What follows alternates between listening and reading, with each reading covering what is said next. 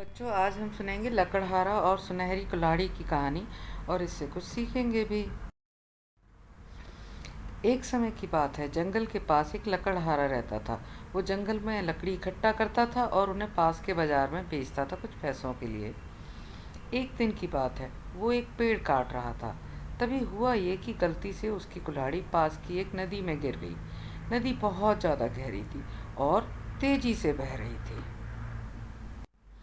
उसने बहुत प्रयत्न किया अपनी कुल्हाड़ी को खोजने का, लेकिन उसे वो वहाँ नहीं मिली। अब उसे लगा कि उसने अपनी कुल्हाड़ी को खो दिया है। वही दुखी होकर वो नदी के किनारे बैठकर रोने लगा। उसके रोने की आवाज़ सुनकर नदी के भगवान उठे और उस लकड़हारे से पूछा कि क्या हुआ।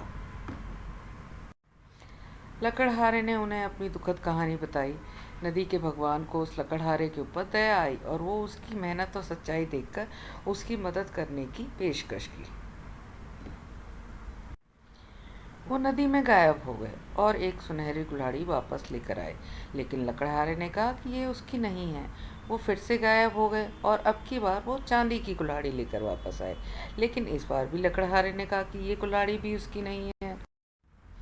अब भगवान नदी के भगवान पानी में फिर से गायब हो गए और अब की बार वो एक लोहे की कुल्हाड़ी के साथ वापस आए।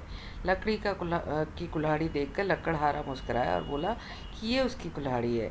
नदी के भगवान ने लकड़हारे की ईमानदारी से खुश होकर उसे चांदी और सोने की कुल्हाड़ी भी भेंट में दे दी।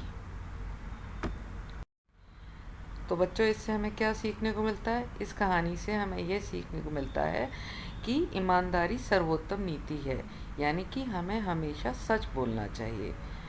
तो बच्चों, फिर से मिलेंगे एक नई स्टोरी के साथ। तब तक सब्सक्राइब करें, लाइक करें एंड कमेंट करें, जिससे कि मैं ऐसी और स्टोरीज आपके लिए लाती रहूं। Till then, take care, good bye and good night, bye bye.